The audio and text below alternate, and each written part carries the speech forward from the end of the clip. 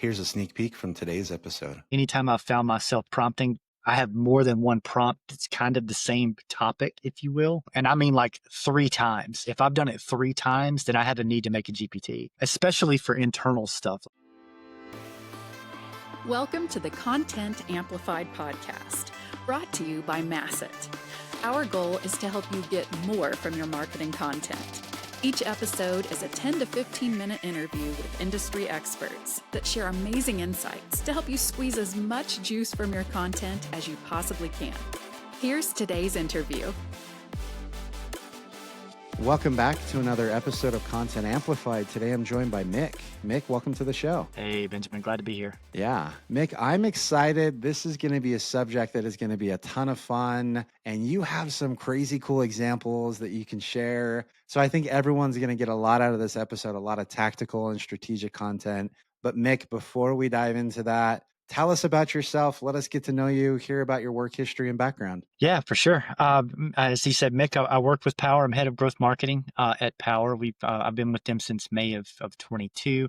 It was my second company in the software space, and it's definitely its own animal. We're on a freemium model. We're fully product led with no sales team, which presents its own set of challenges, especially as it relates to content.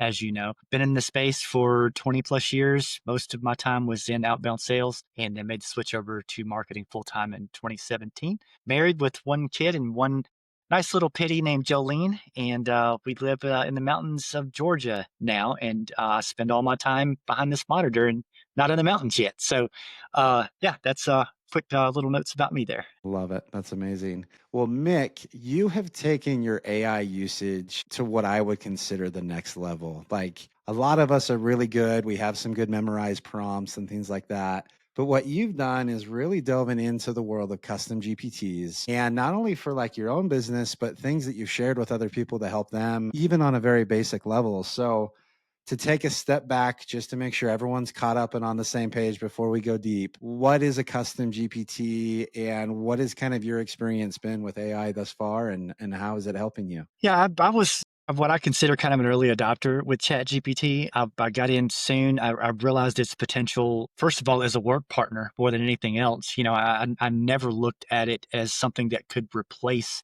marketers on the team or anything like that. I saw it as an opportunity to level us all up to another degree. So early on, obviously, I learned that how you prompt and what you say in prompts has a lot to do with the output. And then came along custom GPTs, where you could basically make your own version of ChatGPT for a unique and specific purpose. So that's where I started. And like with anything, I looked at my overall, weekly structure and the different sprints that we run, and what are we spending the majority of our time on. And the majority of time at the beginning was actually editing articles that were incoming. I don't have a huge content team, so I rely on ghostwriters all over the world that write content for us. But I have very strict guidelines that obviously follow SEO for actual copy ready production. So in the early stages, it was myself and one other person that was manually editing all of these articles. So we had a backlog of 3 or 4 months worth of content that was ready to be edited, but it was taking so long to get them actually done. So the very first GPT that I made, I called an article draft inspector. And basically what I did is I took our guest post guidelines that are very detailed from start to finish. I put that into the knowledge base of the GPT, and basically I set up that GPT to inspect every article draft that we had come in, and it would give a set list of recommendations of things to fix, whether it be your meta title is too long, there's no FAQ, your images don't have alt text on them, all these things that are important for SEO and ranking. It would give me basically a checklist. And then we would take that checklist, give that to the author and say, hey, these things need fixed. So before, where it would take us a day to do 3 or 4 article drafts, we were getting 20 and 30 done in a day. So we were able to really, first of all, replace that time with this GPT to do that for us. I knew nothing was going to be missed, and we got our content scheduled far enough in advance. We're scheduling articles right now for October. So we're that far ahead. Wow, that's and incredible. These are fully SEO optimized articles that are scheduled in our CMS queue to be published. So that was the first one that I made. And then it's just been like a run to see how many of these things can I make at this point. I love that. So that's amazing. So you saw the need, this is taking forever. Can I use AI to fix that problem? And it is absolutely is amazing to do that. When you're making a custom GPT, how are you training it to get the results? Like, do you throw in additional training material, trial and error? Like, what's kind of your standard guidelines about how you make these to be productive? The one big thing was adding knowledge base to the GPT. That was the one thing that I noticed that seemed to really help. And I guess in a roundabout way, that should be included in the time to make one, because I do a lot of research beforehand. And you can save it in any type of context. You can save YouTube clips as in the knowledge base of a GPT. So that was the one big thing I noticed was really helpful, especially once I got into ones that were more complicated, was adding files and things to the knowledge base. And then once I did that, then I would just iterate and test. I would test 30 times and I would notice little things. I would keep notes in a separate notes tab of things that I noticed, and I would give all the notes at one time. And that seemed to go faster too. Instead of like nitpicking one, I would just get a list of all the things that I didn't like, or it gave things the wrong way. Using very clear descriptors like always and never are really important. So little stuff like this, just I learned trial and error, like a lot of stuff. Well, and it's just like teaching any human, right? Like as you ask them to do something, you get the output and then there's training. And it's kind of the same process Yeah. for AI to learn. When you talk about adding knowledge base, just to get really tactical, do you do like MCP integrations? Are you talking about like some connectors, or is it typically you're uploading specific example documents into the custom GPT? Just uploading it to this point. We just started to kind of toy around with MCPs, and we're starting to build those out a little bit more. I am not an engineer, and I always make that clear that I don't know how to. I'm not a developer and I don't speak that language. So a lot of that's getting more into the engineering realm. So we actually made what we call ninja teams, which are just small teams within the company that work. So we've got an engineer, we've got a PM, and then we have myself and somebody in support, building those to have literal connectors now. But to this point, for this conversation, I'm not using anything that technical. Very cool. I love that. So, for you, in your experience, and for anyone listening, I think they're going to ask the question of when should it just be a prompt and when should it be a GPT? Mhm. How do you know that you should actually make a GPT instead of just prompting? When I start doing the same chats over and over, that's a definite one. That's a clear answer. And anytime I've found myself prompting, I have more than one prompt. It's kind of the same topic, if you will. And I mean like 3 times. If I've done it 3 times, then I have a need to make a GPT, especially for internal stuff. Like I've made a lot of tools. And for example, A/B testing. Whenever we A/B test, I don't think anyone really knows how to do a correct sample size. And that will completely pollute your data if you don't have the right sample size, right?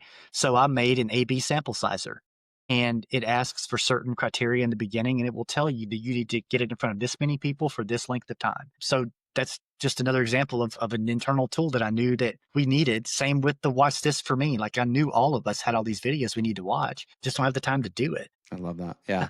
No, I love that. Like, I remember taking a statistics class in college, and in most of the stops in my career, I was teaching people here's what the law of large numbers looks like. Here's how you actually know it's statistically significant. And like, like a lot of people are like, oh, if we do like X amount, we should be good. It's like, there's an actual way to know this. And let's do the math real quick. Yeah.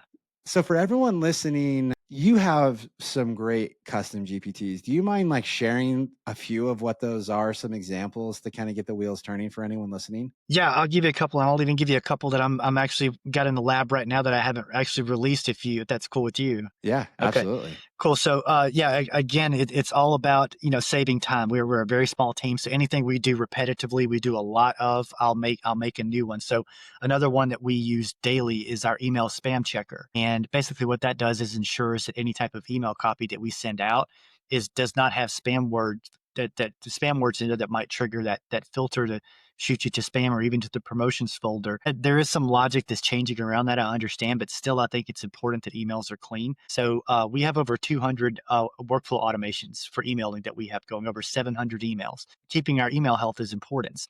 Basically what you do is you write what you think your email should say, and then you upload your subject line and your email copy, and it will tell you this word is a potential spam trigger. Try these other words, and then it will actually offer to rewrite the entire email for you. So that's one. Another one that we've been using a lot is It's called the AEO optimizer, and it is for optimizing our product pages, our landing pages to be surfaced in AI citations and different AI models, LLMs for, hey, you should look at Power. There's some specific criteria to rank for an AI citation. So that AEO optimizer, you basically extract the page source code, upload that, and it will tell you you're missing FAQ schema. You could possibly benefit from a shorter meta description or whatever the case might be. It'll give you optimization tips on how to get that page to rank for an AEO citation. So that's a couple that I'm working on currently. I'm working on one to build LinkedIn carousels that will give you the LinkedIn copy as well as the copy for the screenshots, the slides that you put into your slideshow. And then another one that I'm kind of toying around with a little bit now is a Google Analytics 4 assistant, essentially. I don't know how much you use GA4. It's a nightmare. It's a black hole, in my opinion. I'm already I'm begging you for the URL for this one. Like, yeah, no, I think every marketer wants that one. Let me tell you, it has been, and a good example is that I could not find a way to know, am I being cited in AI tools? Is ChatGPT recommending us? So I do what I always do, and I start with ChatGPT, and it wrote an entire funnel exploration that can show me every single LLM, and I'm talking DeepSeek and Mistral and some that most people probably haven't heard of. I know if they're citing us. And then I even went a layer further and I can tie conversions to it now. So that entire funnel exploration I built with ChatGPT. So that's one that I still haven't fully fleshed because there's a lot that goes into making one, especially one that robust. But the goal is to say Gemini is trash inside Google Analytics 4. It does not work. My goal is to say, I want to see X from X and with X result, and it will give you exactly how to build the report, how to build the exploration, what filters, dimensions, metrics. So that one's going to take a minute, but I think that one might actually be productized. If I get that right, I think I could sell something like that actually. Very true. Yeah. I love that. That's amazing. So are any of these public GPTs that people can actually download and use, or do you typically keep them just for the team at Power? That actually came up recently because Power is a small business, right? Like we are still a small business. We're not 3 people, but we're still a small business. So our CEO was like, hey, Mick, if you're using these tools for marketing, I'm sure other small businesses could use them for marketing too. So right now, I think there are 7 of them that are published. And we recently just got a Lovable subscription. So I actually made a landing page that has them all in it.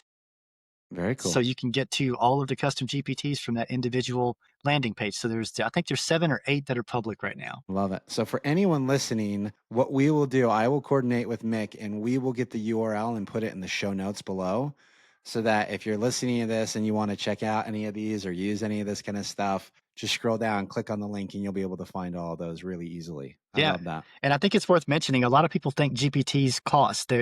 All of the GPTs in the GPT store are free. So just putting that out there. Yeah, I love that. So, Mick, we're almost out of time. So, one final question for anyone listening to this, and they're like, okay, I need to build some custom GPTs. I need to do the work. How do they actually get started? Like, do you have an idea of like, you obviously shared some examples of where you got started, but is there like a common problem that you've seen where you're like, this is a perfect use case for a chat GPT?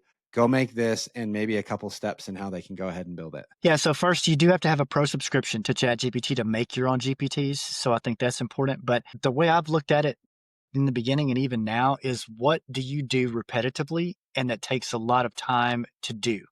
So if it's you spend a lot of time on writing landing pages for your website, then let's make a landing page builder GPT and start from there. So I would say anything that you have to do over and over again, and anything that takes a lot of time out of your day to do that, make a custom GPT, simply explain what it is that your problem is and how much time it's taking. And then say, I want to convert this to a custom GPT, and it will help you step by step make your own. I love that. So I'm going to throw in 2 cents here. This is going to be kind of meta. If you are making a custom GPT and you're getting outputs and they aren't quite right, copy and paste the output, open up another GPT window and say, here's the output I got from a GPT. Here's what I'm going for instead. How do I fix my prompts or my training in the GPT? Tell me and help me fix it. It's one of the weirdest things where you can ask GPT everything and it will guide you and help you get closer to your answer. So there's one little tidbit that I've seen to be really helpful. That's really cool. Actually, I've never thought about that. Yeah, That you that pit would it work. against itself. It works pretty well. It's a lot of fun and it's interesting. With that, you do often have to ask ChatGPT to be a little critical Mhm. because it likes to stroke your ego sometimes, and It's so it is helpful for it to be overly honest. So I love that. Yeah, that's really cool. Mick, this has been amazing. I am excited for everyone listening to have the wheels turning and actually be thinking about some of these custom GPTs they can build. For anyone online who would love to connect with you, reach out and find you online, how and where can they find you? Yeah, I'm probably most active on LinkedIn. It's at Mick Essex. All the other socials, it's at Mick_NLA. I'm on all of them, of course. So everywhere other than LinkedIn, it's at Mick_NLA. Perfect. I love it. So anyone listening, again, we'll have the landing page in the show notes and we will link directly to Mick's LinkedIn profile so you can click there and connect with him there. Mick, this has been amazing. I really, really do appreciate all the insights. Thanks for coming on the show today. Yes, sir. It was a pleasure. Thank you for listening to the Content Amplified podcast. Please subscribe and leave us a review. And for additional ways to get more out of your content, visit our website at getmasset.com. That's getmasset.com. And tune in next time to the Content Amplified podcast.